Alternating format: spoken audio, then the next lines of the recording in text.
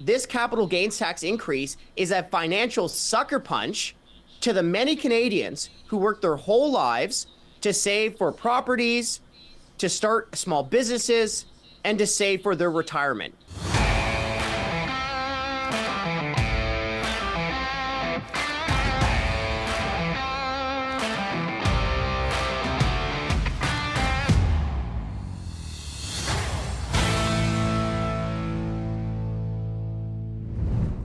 We have breaking news regarding the CRA illegally taxing Canadians subject to the capital gains tax that was not passed in Parliament. The Canadian Taxpayers Federation is officially taking the Canada Revenue Agency to court in an effort to stop them from collecting this illegal tax money. We will be doing our part to help them in this fight, and we'll be donating revenue earned from this video directly to the Canadian Taxpayers Federation. Franco Terrazzano now joins us to break down the court challenge. Let's take a look. So, Franco, welcome back to Northern Perspective. You guys are busy, and you are taking up a cause I know is concerning a lot of Canadians. Tell us more about it. Well, we're taking the Canada Revenue Agency to court because they're enforcing the illegal and undemocratic capital gains tax hike. You know that saying, no taxation without representation? Well, it's not just an important principle or a catchy slogan, it's enshrined in Canada's Constitution, right? So essentially, it's Parliament's job to approve tax increases, like the capital gains tax increase. But this government failed to introduce the legislation, debate the legislation, pass the legislation, or proclaim the legislation into law. And despite Parliament never passing this capital gains tax legislation, despite Parliament not passing the required legislation, the unelected bureaucrats at the CRA are still moving forward with this undemocratic and illegal tax increase, taking billions of dollars from Canadians. And that's why we are in the federal court, because we just couldn't let these unelected bureaucrats take money from Canadians through this undemocratic and illegal tax increase. Well, and for those watching, this is one of the great things about the Canadian Taxpayer Federation. You are literally the watchdogs for our pocketbooks, and nonpartisan, wouldn't matter what government is in power doing this. You are watching our backs and our bank statements for us. So on behalf of all of Canadians, thank you and the organization so much for taking up this fight. In terms of the CRA, as you may or may not know, we did a story on this a couple of weeks ago on this exact issue, and from what we learned, it's actually quite ridiculous. So that basically the CRA would only stop collecting taxes essentially when the government fell, when it became impossible for the legislation that was proposed to become enacted. And in order to get that money back, Canadians would actually have to file to get that money back. So it's like they're asking permission to get money that was stolen from them. Like, this is insane.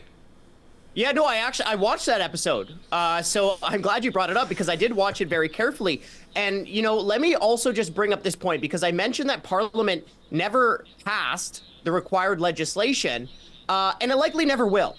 Right? With the election right around the corner, right? Parliament is shut down until March 24th. Then there's throne speeches. Then there's a flurry of confidence motions. You have all of the opposition parties who have at least promised to bring the government down and to send Canadians to an election. So not only has legislation never passed for this capital gains tax hike, it likely never will.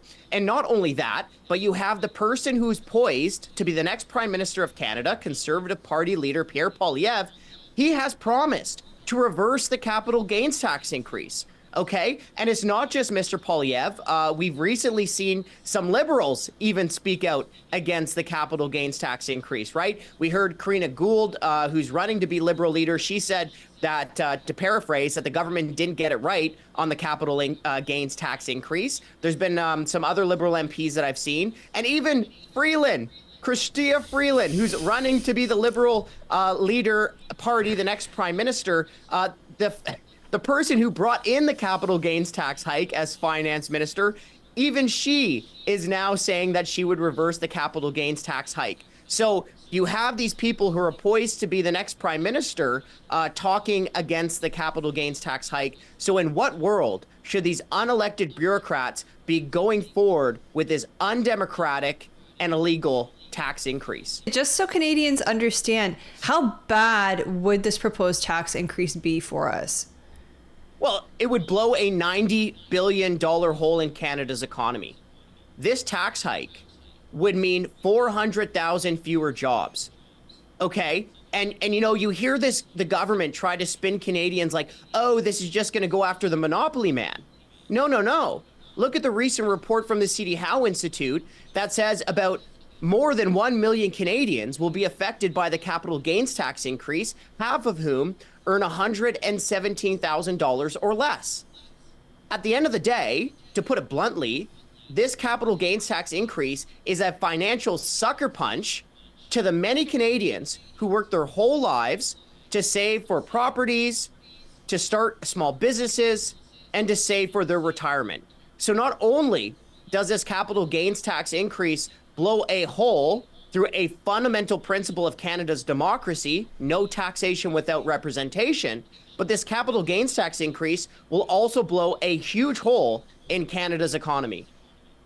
But Franco, Freeland said that only 0.13% of Canadians would be subject to the capital gains tax, the one that she now wants to Get rid of.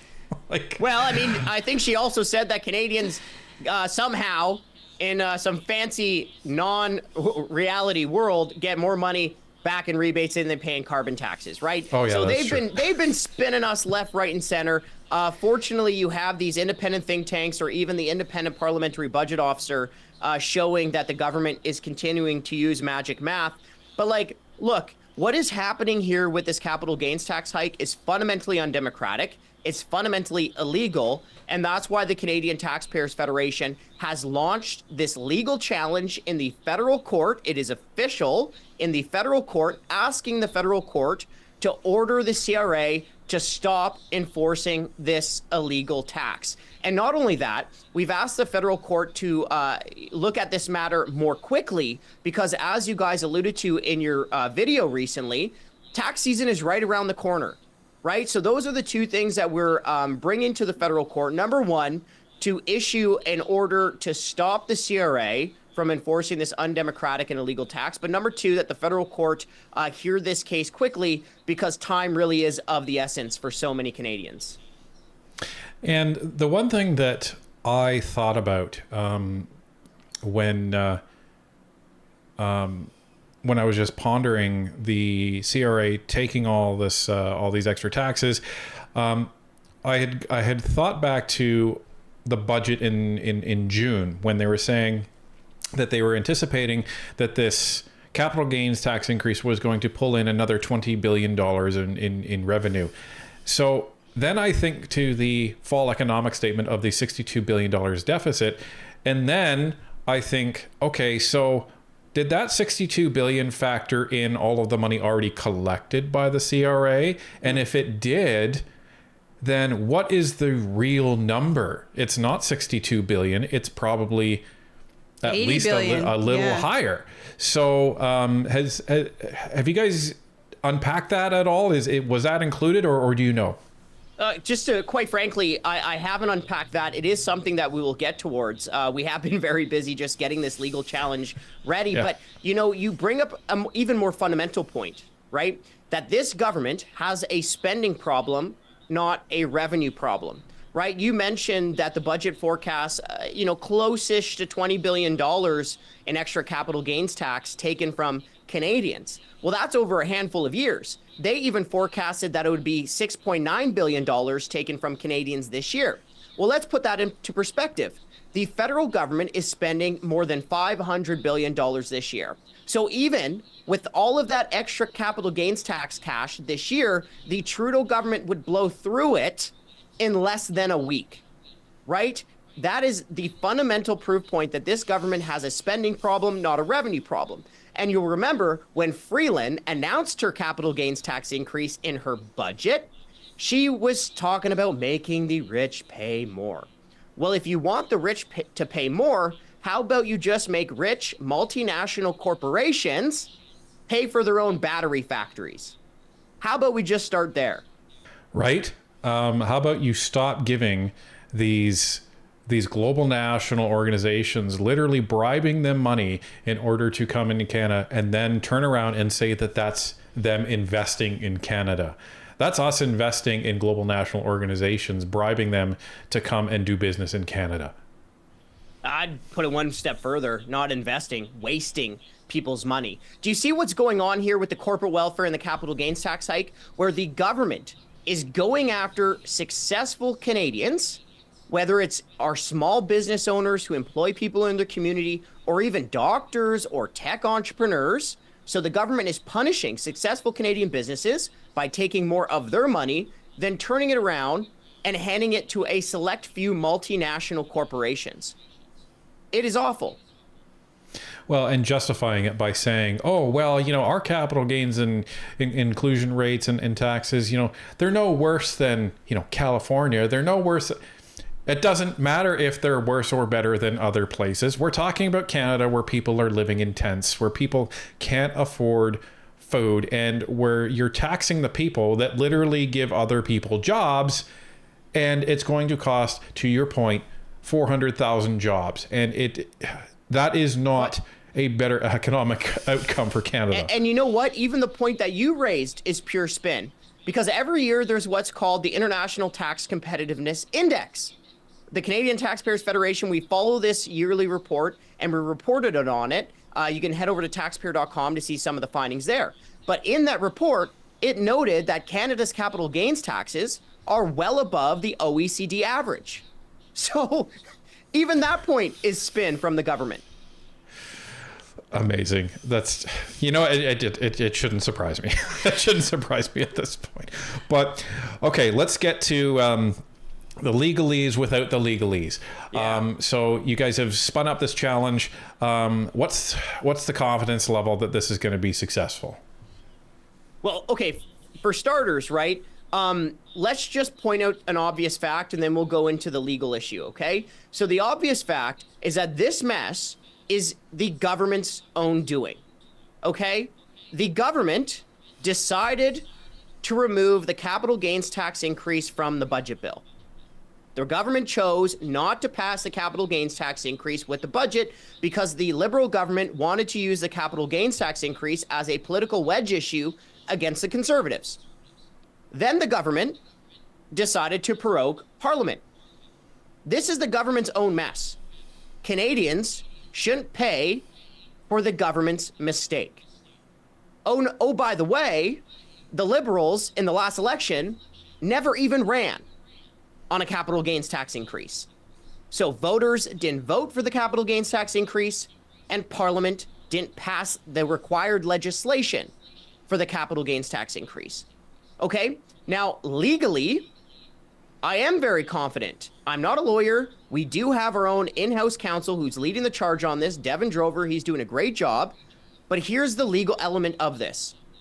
Okay, Section 53 of the Constitution Act requires that all bills imposing taxes must originate in the House of Commons.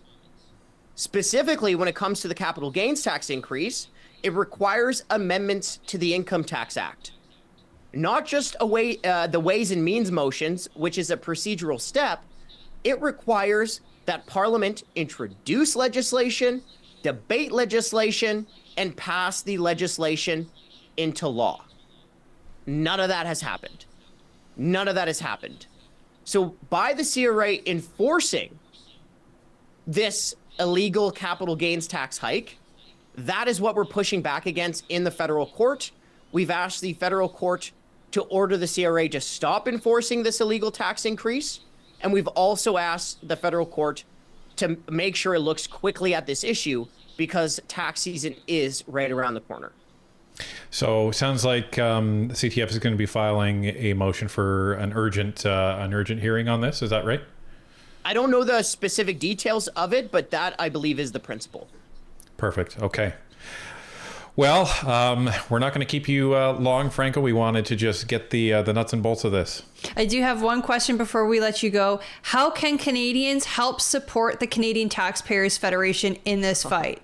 Well, I really appreciate that. And guys, I really appreciate you having me on here so your audience knows what's going on. So number one, if you do want to donate, because remember, all of everything that we do at the Canadian Taxpayers Federation is from voluntary donations from Canadians. We never have, never will take a penny from the government. So we rely on voluntary donations from Canadians. And if you want to help us with this court fight to stop this illegal and undemocratic tax increase, head over to taxpayer.com. You can donate through our secure online website there. The second thing, look, I understand things are very tough financially. So if you can't donate, please don't feel like you need to. One thing that would be very, very helpful for us is to share what we're putting out on social media, to share this video, just to make sure that more people are aware of what's going on. That's obviously free of charge, and we would really appreciate getting more eyeballs on what I think is actually should be a scandal, right? And you can learn more, obviously follow Northern Perspective, check out taxpayer.com, our website, follow us on social media, just, type in Canadian Taxpayers Federation on places like YouTube, or you can follow me on Twitter or X at Franco_nomics. And check our description of this video for the links that Franco was speaking of for easy clicking and easy navigation. Franco, thank you so much and good luck in the fight. Oh, well, thank you guys so much. Take care, hey?